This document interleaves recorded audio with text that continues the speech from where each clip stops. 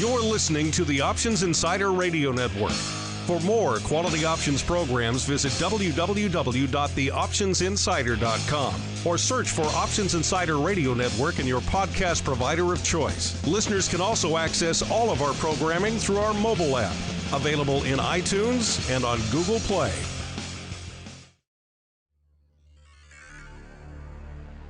The options market can be a confusing place. Sorting through the daily avalanche of data, alerts, updates, articles, and analysis to find the most important information is an overwhelming prospect. But now you have help. Welcome to the Options News Rundown, the only program that breaks through the noise to bring you the most important news and information from the world of options. Every day, we bring you the top 5 option stories curated by the options experts at theoptionsinsider.com, the premier source for options information. The Options News Rundown is brought to you by Market Taker Mentoring, the leader in options trading education. Get trader education, daily trade ideas, and more with a free 1-week trial of Market Taker Mentoring's Live Advantage Group coaching class by visiting markettaker.com/insider. And now it's time to break through the noise. It's time for your Options News Rundown. Welcome to the Options News Rundown for Friday, February 1st, 2019. My name is Mark Longo. Your usual host, Dan Passarelli, is on assignment. Let's kick things off looking back at the hot options names that were lighting up the tape on Thursday to give us a better idea of what may be trading and lighting up the tape on Friday. Let's start from the bottom of our top 10. Number 10, Citi, with 233,000 contracts on the tape, 89% coming on the call side of the ledger. So the by far most call heavy name on the day here. Number 9, only number 9, interestingly enough, Amazon, even though they reported earnings after the bell, 287,000 contracts on the tape, 60% coming to the calls. Number 8, NVDA, 46% on the calls for 291,000 overall total volume. Number 7, Tesla, 330,000 contracts on the tape, 55% of those on the call side of the fence. Number 6, Microsoft, 332,000 contracts, 66% of those coming from the calls. Number 5, Bank of America, once again call heavy.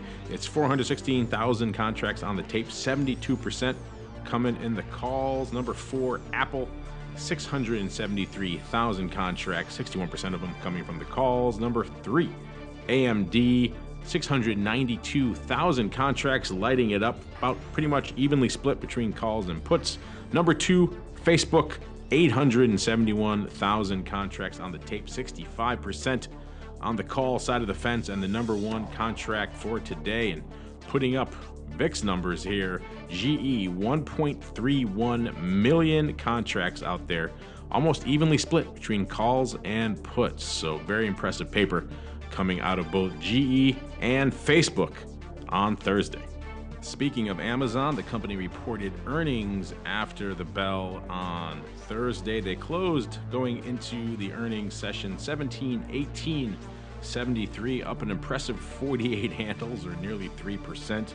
They were pricing in right around $90, so let's see what we saw. And in the after hours, it looks like they delivered pretty close to that. Of course, not perhaps in the direction the Amazon bulls would have liked, selling off about 83, almost 84 handles in the after hours, down to 1635, off nearly 5%. Of course, we'll have to wait for the opening bell to make the final print there for the earnings move results report to know for sure.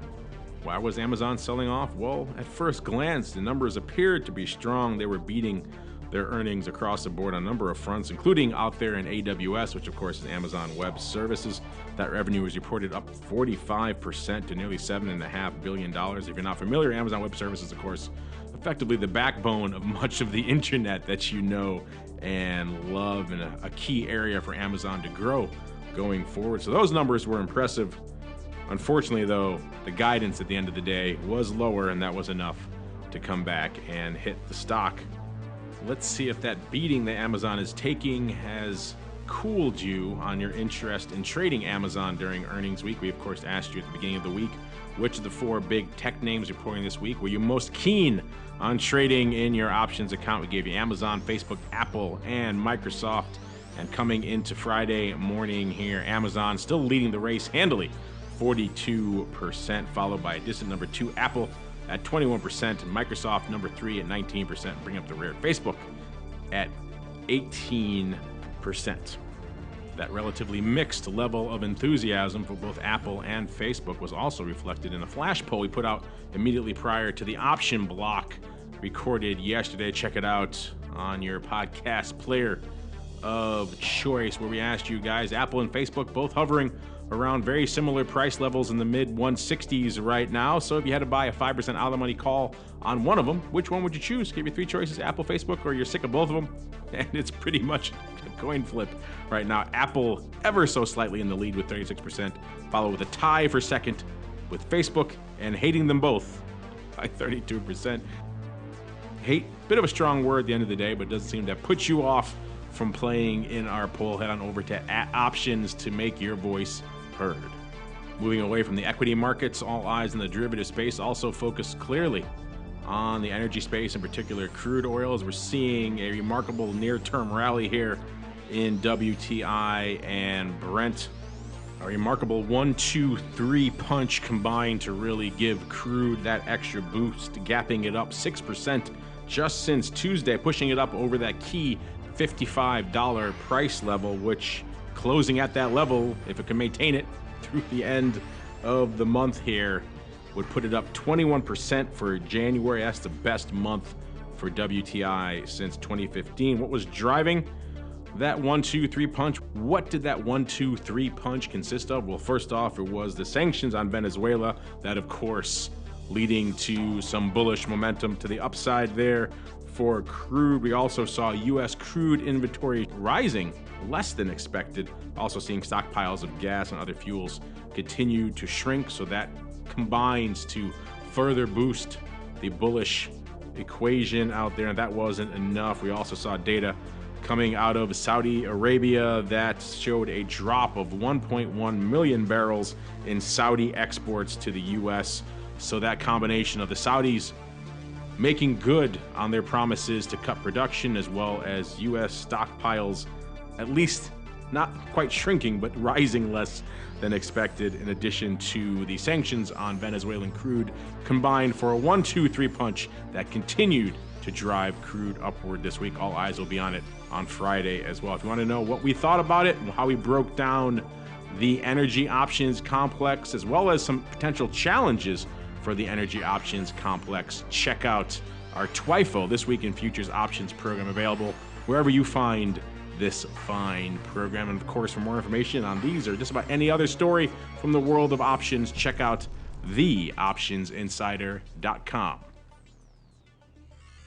The Options News Rundown is brought to you by Market Taker Mentoring, the leader in options trading education. Get trader education, daily trade ideas, and more with a free 1-week trial of Market Taker Mentoring's Live Advantage Group coaching class by visiting markettaker.com/insider.